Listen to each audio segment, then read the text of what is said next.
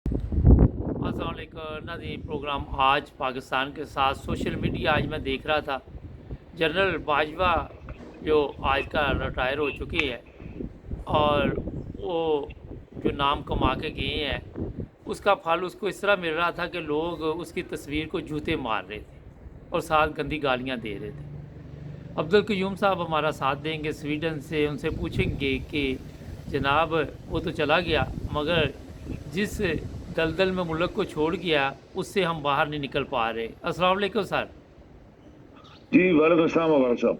Sir ये देखिए कि बाजवा तो चला गया मगर मुल्क का बेड़ा गर्क कर गया और अभी तक किसी को समझ नहीं आ रही कि हमने जाना किस तरफ है। किसी को किसी का पता नहीं कि क्या कहना है, किसी को ये नहीं पता कि हमारा रास्ता कौन सा है, मंजिल क्या है, मकसद क्या है। आप क्या समझते हैं? ये बिल्कुल आपने सही बात की मुबारक साहब। जैसे कहते हैं ना कि आज मॉडर्न ज़माना है। अगर जहाज़ का या बहरी जहाज़ का या गाड़ियों के नेविगेटर्स आप निकाल लें जी। तो फिर आप सोचें कि मैं मंजिल की तरफ चला जाऊंगा हवा में और समुद्र में, तो कभी भी वो चीज़ जो अपनी मंजिल पे नहीं पहुंचने वाली, क्योंकि उसका जो सिस्टम है वो सारा आपने निकाल दिया है। तो ये मुल्क का जो सिस्टम था उसमें बाजवा साहब ने क्यों किया, ये हमें समझ नहीं आ रही। कि बाजवा साहब एक चीफ ऑफ आर्मी स्टाफ था, उसको बड़ी इज्जत मिली हुई थी। एक मिलियन तो नहीं, 6-7 लाख जो आर्मी है उसके कमांडर था। और दुनिया में भी, पाकिस्तान में भी, आर्म फोर्सेस में भी एक इज्जत होती है एक हेड ऑफ द आर्मी का। उसने क्यों ये किया? ये लालच क्या चीज होती है? देखिए इंसान, मुशर्रफ ने लालच की वजह से आज जो पाकिस्तान में करप्ट लोग बैठे हैं, उनकी NRO 2 या जिसको कहते हैं, सब इनके केस माफ किए। खरबूज उस वक्त खा गए थे लालच में। बाजवा साहब ये लालच में आ गया। ये सियासतदान इतने गंदे, करप्ट, बेईमान, झूठे, लानती लोग हैं कि ये जिसका भी इनके साथ जब वास्ता पड़ा तो इन्होंने उनको पटरी से उतार दिया। जितने मार्शल लगे, महीने 2, 4, 6 महीने, इसके बाद ये सियासतदानों के साथ मिले तो सियासतदानों ने उनको उठा के बाहर फेंका, खुद अभी तक बैठे हुए हैं। तो ये लानती लोग जो है, इन्होंने इनको रास्ता बताया। बाजवा साहब के साथ आपको पता है सियासतदान छुप के मिलते थे रात को, और बाजवा साहब बड़ा खुश हो रहा था क्योंकि उसको लालच दे रहे थे, या तो तुम मार्शल लगाओ या हम हुकूमत में आएंगे तो ये करेंगे वो करेंगे। और अल्लाह जाने बाजवा के दिमाग में क्या बात आई कि उसने अच्छा खासा मुल्क चलते चलते उसको उसका नेविगेटर निकाल लिया।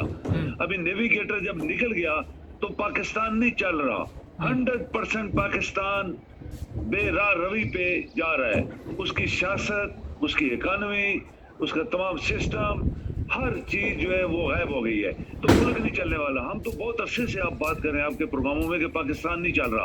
पाकिस्तान 75 साल से नहीं चल रहा, आज और बुरे तरीके से चल रहा है। और आपका मुल्क दिवालिया हो चुका है। वो अलग बात है कि आप छुपाए रखें अपनी गंदगी और अपनी बीमारियां छुपा के रखें, तो अलग बात है, लेकिन बीमारी तो है ना। वो बीमारी जो पाकिस्तान के पास पैसा नहीं है। और हर अभी आपको पता है पाकिस्तानी के मिशन जो है बाहर बैठे हैं, उनके पास तनख्वाहें, सुना है कि उनको पैसे, उनको तनख्वाहें नहीं मिल रही। अभी आपके यहाँ फोर्सेज की बारी आने वाली है, जब उनको भी तनख्वाह नहीं मिलेगी तो फिर जनरल इन्वॉल्व हो जाएंगे दरमियान में।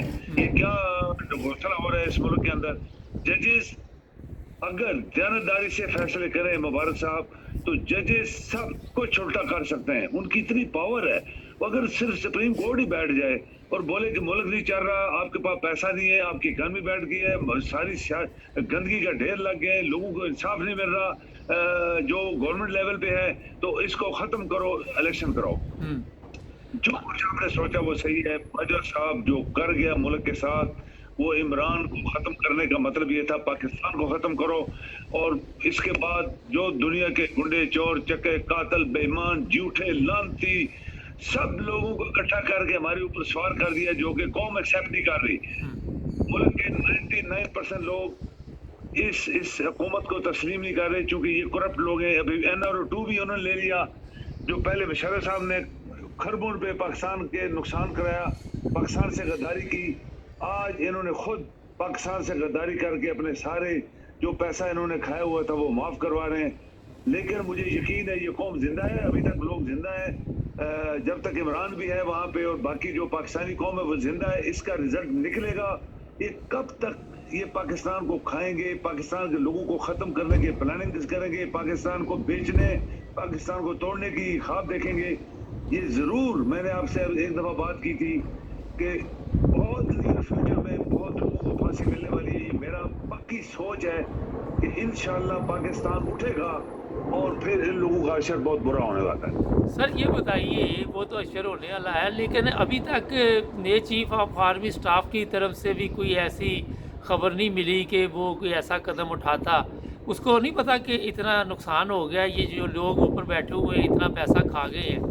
तो ये आप समझ रहे हैं कि वो कंट्रोल कर पाएगा, या वो भी फिर जैसे चल रहा है वैसे ही चलने देगा कि कोई फ़र्क नहीं पड़ता?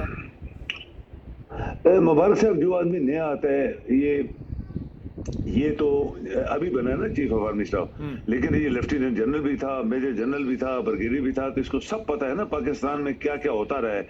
वो जो पाकिस्तान की जो भी लेटेस्ट सिचुएशन है, इन सबको पता है पहले से कि ये कौन कौन लोग पाकिस्तान को तोड़ने के लिए, पाकिस्तान की इकानमी, पाकिस्तान का पैसा, डॉलर सब खत्म जिन्होंने किया, इनको सब पता है। लेकिन चूंकि नया चीफ ऑफ आर्मी स्टाफ बना है, तो अभी ये इसको समझ नहीं आ रही, ये खोज में है कि ये क्या हो रहा है इस मुल्क के अंदर, क्या क्या हो चुका है। तो उसको नेचुरली कोई भी दानेदार आदमी, कोई भी पाकिस्तान का वफादार, कोई भी इस मुल्क का वफादार, पाकिस्तानियों का वफादार कभी हो नहीं सकता कि अपनी जिम्मेदारी से इनहराफ कर जाए। ये मुझे पक्का यकीन है कि ये शख्स अंदर अंदर बहुत कुछ कर रहा है, लेकिन अभी चूंकि बहुत नजदीक अरसे से ये बना है, तो इसको कंट्रोल करने के लिए, इसको काबू करने के लिए ये मेहनत कर रहा होगा, लगा होगा। बहुत सारे लोग जो बाजवे के ग्रुप के हैं वो अंदर हैं अभी तक फौज के, उनको कैसे निकालना है, उनको कैसे सजाएं दिलवानी है, ये सब चीजें उसके दिमाग में होंगी। और आप देखिए पाकिस्तान का पैसा सब गायब हो गया, डॉलर गायब हो गए, और इकानमी आपकी, हम कहते हैं कि पाकिस्तान ऑलरेडी दिवालिया हो चुका है, और दुनिया कह चुकी है, पाकिस्तान के टॉप के इकोनॉमिस्ट कह चुके हैं कि पाकिस्तान दिवालिया ऑलरेडी हो चुका है। तो ये सारी चीजें उसके भी दिमाग में होंगी। अच्छा, और जैसे अभी आपको मैंने बताया, तमाम मिशन के लोग कहते हैं कि हमारे पैसा नहीं, हमें मेरी तनख्वाहें 2 महीने से नहीं मिल रही। पाकिस्तान के अंदर बहुत सारे महकमे जो है उनको तनख्वाहें नहीं मिल रही। ये वक्त आने वाला है कि एक एक लावा फटेगा और इंशाल्लाह पाकिस्तान की बेहतरी के लिए रास्ता क्लियर हो जाएगा। अच्छा सर ये बताइए, अल्लाह करे आपकी ज़ुबान मुबारक हो, इतनी आसानी से अगर हो जाए ये सब कुछ तो इससे बड़ी खुशकिस्मती क्या है। ये बताइए कि अमेरिका में बिल्डिंग थी कि वो बेची जा रही है, बिलावल दौरे कर रहे हैं, हज़ारों अरबों रुपए खर्च हो रहे हैं दौरों पे, एक तरफ कह रहे हैं कि जहर खाने के लिए पैसा नहीं है। बिल्कुल सही बात है। आप देखिए, गरीब इन्होंने किया है, पाकिस्तान कभी गरीब नहीं रहा। पाकिस्तान के पास बड़ा पैसा था, पाकिस्तान के बड़े रिसोर्सेज हैं, पाकिस्तान के अंदर बेशुमार चीजें हैं जिससे पाकिस्तान गरीब हो ही नहीं सकता था। लेकिन ये गरीब किसने किया?